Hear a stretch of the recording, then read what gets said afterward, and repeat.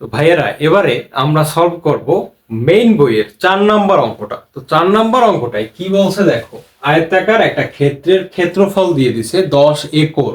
তারপরে তার দৈর্ঘ্য প্রস্থের 4 গুণ, ক্ষেত্রটির দৈর্ঘ্য কত মিটার। ক্ষেত্রটির দৈর্ঘ্য বের করতে বলছে মিটার এককে। তাহলে আমার প্রশ্নে কি দেওয়া আছে ভাইয়া, ক্ষেত্রফল দেওয়া আছে। তাহলে দেখো আমি যদি এইভাবে লিখি যে ক্ষেত্রফল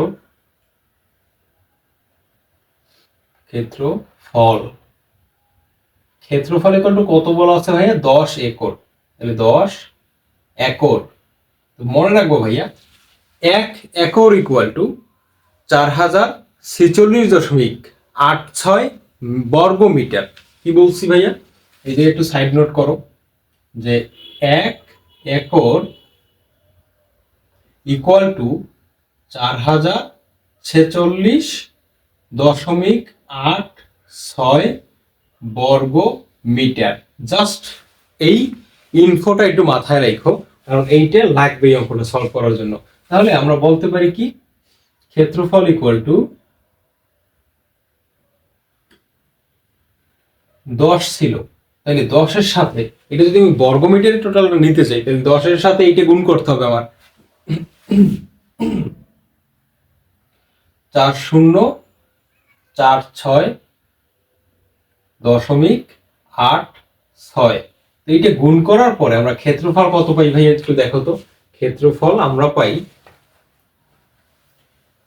10 গুণ 4046.86। ভাইরা এটা গুণ করলে পাওয়া যায় 404684, 4046.86 বর্গ মিটার। এইটা হচ্ছে ভাইয়া ক্ষেত্রফল। ঠিক আছে ভাইয়া, এইটা হচ্ছে ক্ষেত্রফল এবং এটা হচ্ছে বর্গ মিটার এককে। তো এবারে আমরা একটা ক্লু দেখতে পাচ্ছি ম্যাথের ভিতরে, যে বলছে যে দৈর্ঘ্য প্রস্থের 4 গুণ। দৈর্ঘ্য প্রস্থের কত গুণ ভাইয়া, 4 গুণ। তাহলে মানে দৈর্ঘ্যটা কত মিটার এককে আছে সেইটা বের করতে হবে। তো তুমি ধরে নাও, দেখো এই যে কিন্তু দৈর্ঘ্য প্রস্থ ডিরেক্টলি দেওয়া নাই, তোমার একটা ক্লু দিয়ে দিচ্ছে যে এইটা এইটার এত গুণ। এখন কি করতে হবে তোমাকে, এই জিনিসটা একটু ধরে নিতে হবে, যে ধরি যে ছোট তাকে ধরবা সবসময়। দৈর্ঘ্য আর প্রস্থের ভিতরে কে ছোট ভাইয়া, প্রস্থটা সবসময় ছোট হবে। তাহলে ধরি প্রস্থ ইকুয়াল টু এক্স মিটার। তাহলে তোমরাই বলো ভাইয়া, সুতরাং দৈর্ঘ্য ইকুয়াল টু কত হবে, 4x মিটার। এইটুকু তো অবশ্যই বুঝতে পারছো, কারণ প্রস্থ যদি হয় এক্স, দৈর্ঘ্য হবে ঠিক তার 4 গুণ, অর্থাৎ 4 গুণ এক্স মানে 4x। এবার এই দৈর্ঘ্য প্রস্থ থেকে আয়তক্ষেত্রের ক্ষেত্রফল নির্ণয়ের সূত্র ফলাইয়ে তুমি এখান থেকে ক্ষেত্রফল বের করতে পারবা দৈর্ঘ্য গুণ প্রস্থ দিয়া। সুতরাং ক্ষেত্রফল ক্ষেত্রফল ইকুয়াল টু দৈর্ঘ্য গুণ প্রস্থ। দেখো ভাইয়া, তাহলে এই দৈর্ঘ্য গুণ প্রস্থ দিলে দৈর্ঘ্যের পরিবর্তে আমরা কত বসাইতে পারি, 4x। কারণ এই যে 4x আমরা নির্ণয় করছি, তার সাথে গুণ হবে কি ভাইয়া, শুধুমাত্র x। তাহলে 4x আর x গুণ করলে কথা হয় 4x স্কোয়ার, 4x স্কোয়ার বর্গ মিটার। দেখো ভাইয়া, এই যে বর্গ মানে আয়তক্ষেত্র যেটা আছে ওইটার ক্ষেত্রফল এইটা, আবার ওই একই ক্ষেত্রের ক্ষেত্রফল কিন্তু এইটাও, দুইটাই কিন্তু ভাইয়া ওই আয়তক্ষেত্রটার ক্ষেত্রফল। তাহলে এই দুইটা সমান লেখা যায় না প্রশ্ন মতে দিয়া, এটাও ওই আয়তক্ষেত্রের ক্ষেত্রফল, এটাও ওই আয়তক্ষেত্রের ক্ষেত্রফল, তাহলে এই দুইটা সমান লেখা যায়। তাইলে আমরা কি বলতে পারি, প্রশ্ন মতে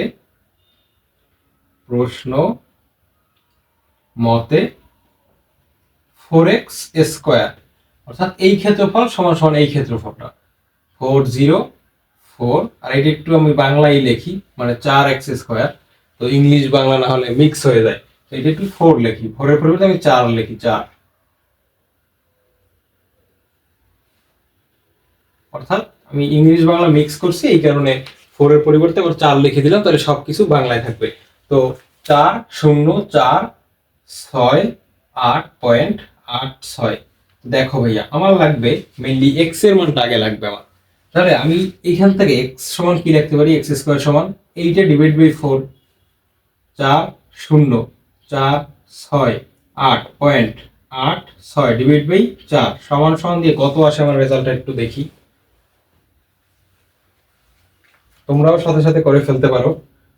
আসে ভাইয়া 4046.8.86 ডিভাইডেড বাই 4। তো এইটা আসে 1000, 10,000 কত আসে 10 মানে 10111017.215।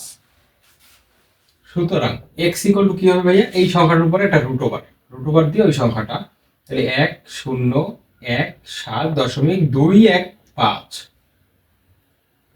সুতরাং এক্স ইকুয়াল টু কত, এটার উপরে আমি যদি একটা রুট দিয়ে দিই আমার আসে 100.58 এত মিটার। এই যে এক্স এর ভ্যালুটা ভাই বের হইছে, এই এক্স এর ভ্যালু আসলে কি আমার দৈর্ঘ্য নাকি প্রস্থ? এক্স এর ভ্যালুটা হচ্ছে ভাইয়া প্রস্থ, কারণ কি আমরা প্রস্থ সমান এক্স ধরছিলাম, তাহলে এক্স এর ভ্যালুটা এবার আমরা পেয়ে গেছি, কত পাইছি 100.58। তো এবারে আমরা দৈর্ঘ্যটা বের করতে পারবো। তো দৈর্ঘ্য কিভাবে বের করবো ভাইয়া, এটা হচ্ছে বাংলায়। দৈর্ঘ্যটা বের করার উপায় হচ্ছে, অর্থাৎ দৈর্ঘ্য ইকুয়াল টু 4 গুণ 100.58 সমান সমান কত ভাইয়া বলো? 4 গুণ 100.58, এটা আসে ভাইয়া 402.32 এত মিটার। অর্থাৎ এই কোশ্চেনটার অ্যান্সার হচ্ছে 402.32 মিটার। আশা করি এই ম্যাথটা তোমরা বুঝতে পারছো।